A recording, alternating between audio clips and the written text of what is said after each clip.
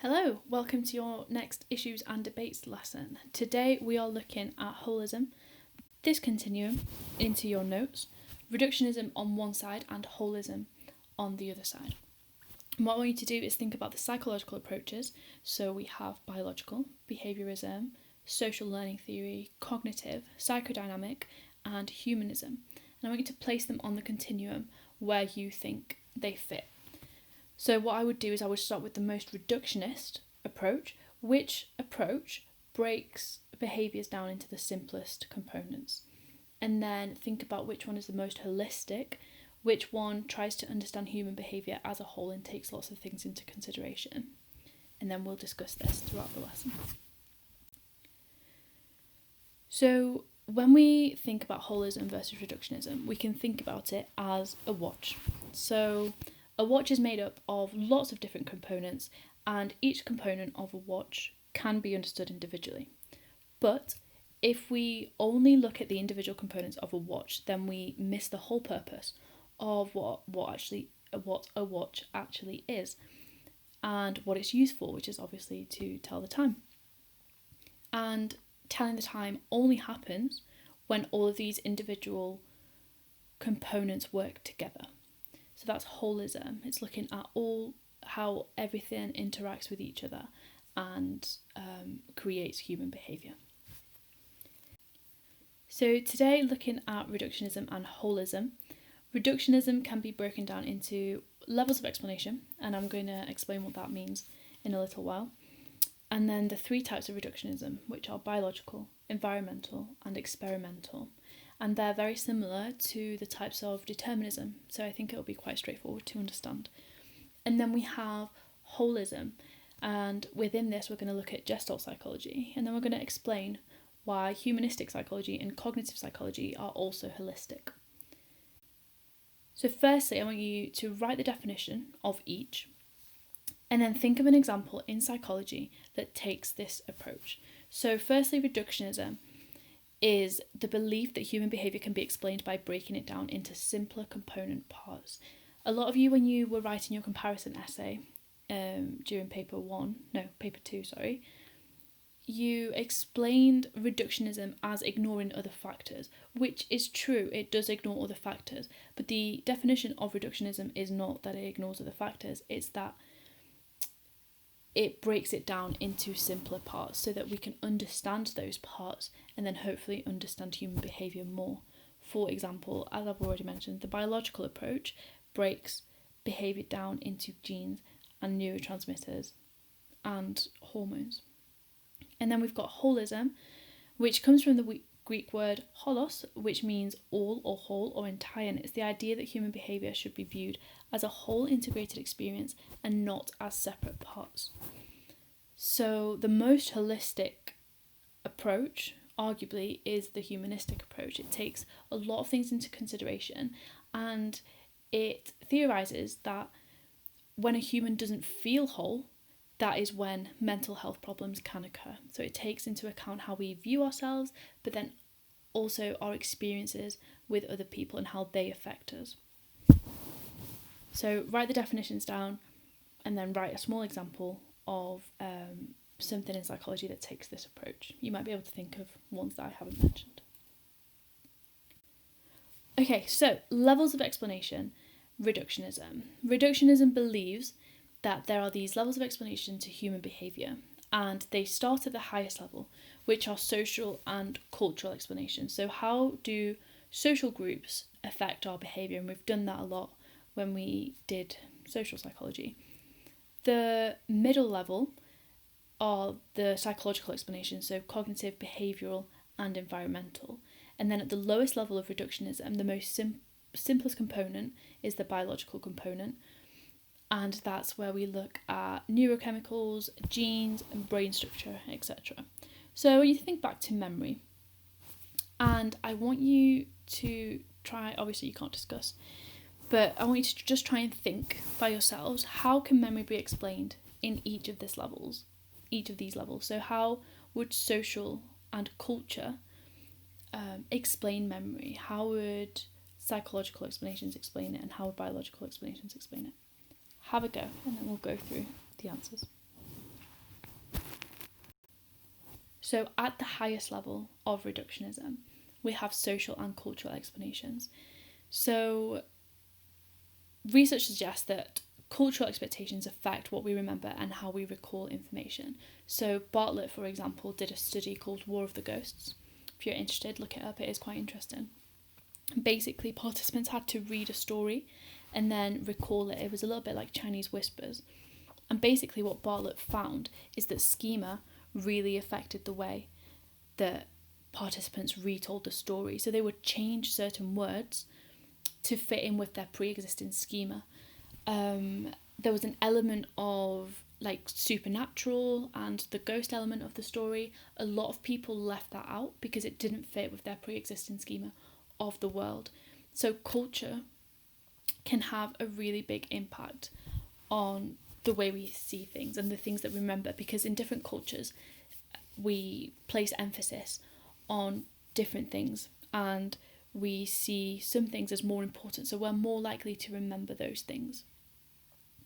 Then within the psychological explanations, you can use the example of Miller, so examining the capacity of short-term memory, and Peterson, who examines the duration of short-term memory. So there are these cognitive influences in our memory. So cognitive obviously means our mental processes, and by breaking down memory into those simpler components, then we have a greater understanding about how memory works.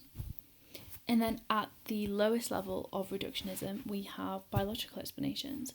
Don't know if you remember Maguire. I don't remember if we've talked about Maguire. I think we have. She did the famous taxi driver study in London, and she found that there was an association between the size of the hippocampus and memory for spatial navigation. So basically, those who had been taxi drivers in London for a really long time had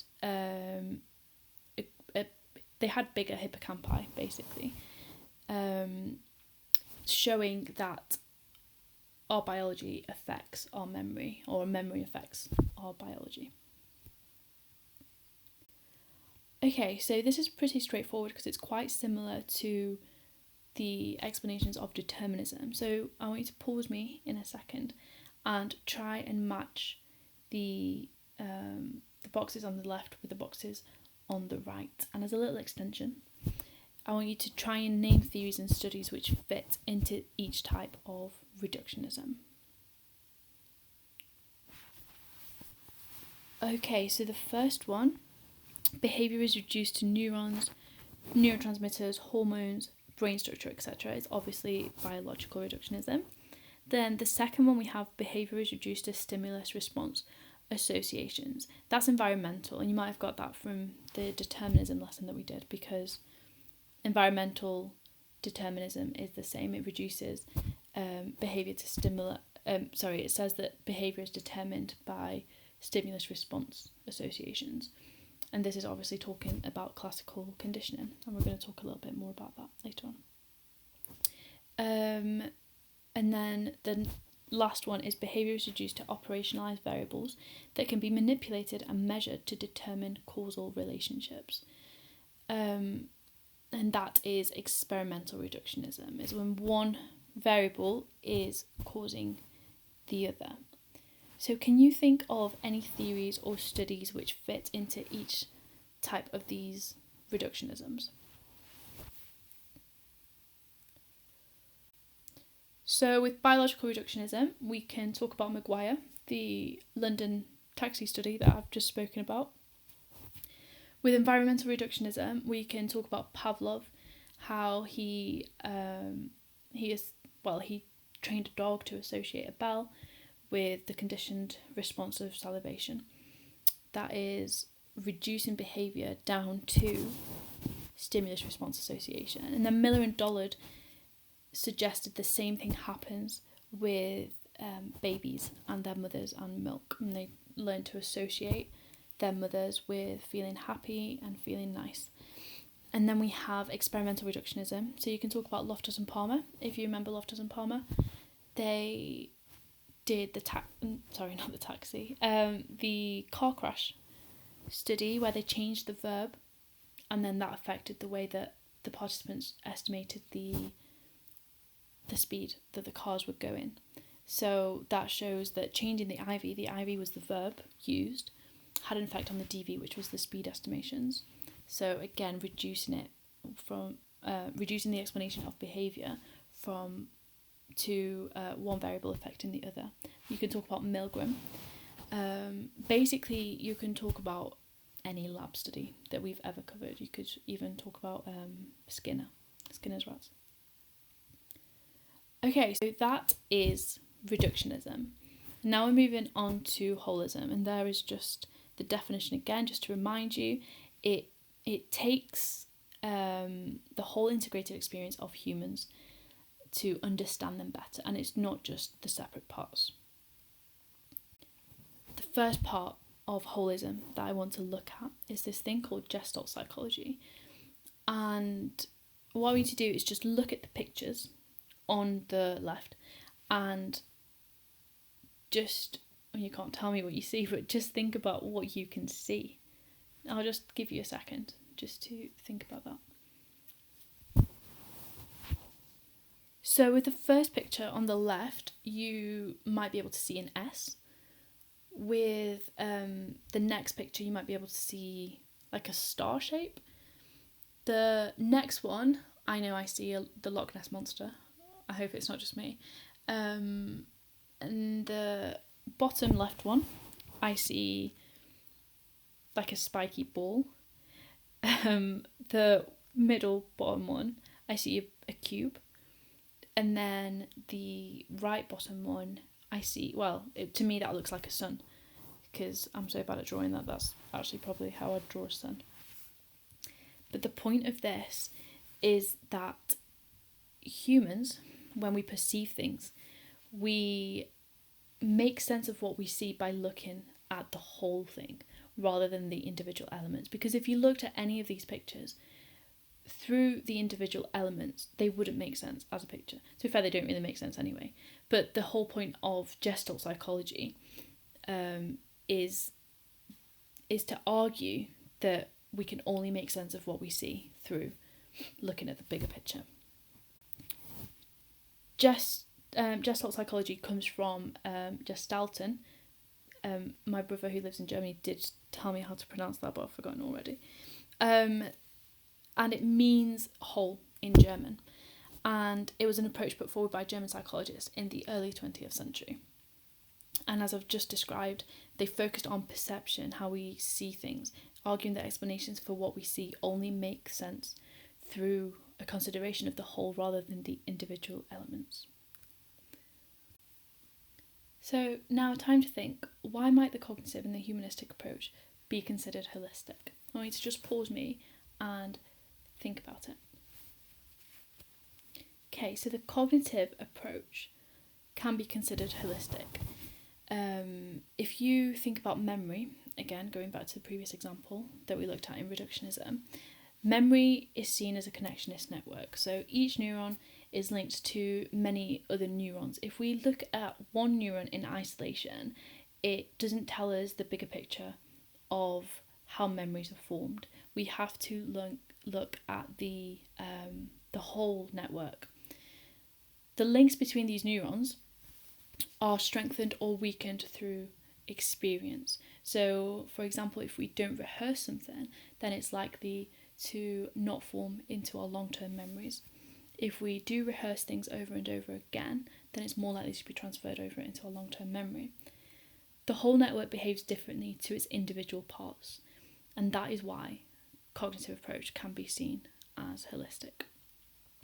The humanistic approach can also be seen as holistic, and that's because humans are, we react to things and we behave as an organised whole rather than a set of stimulus-response links. So it's basically the opposite of environmental reductionism.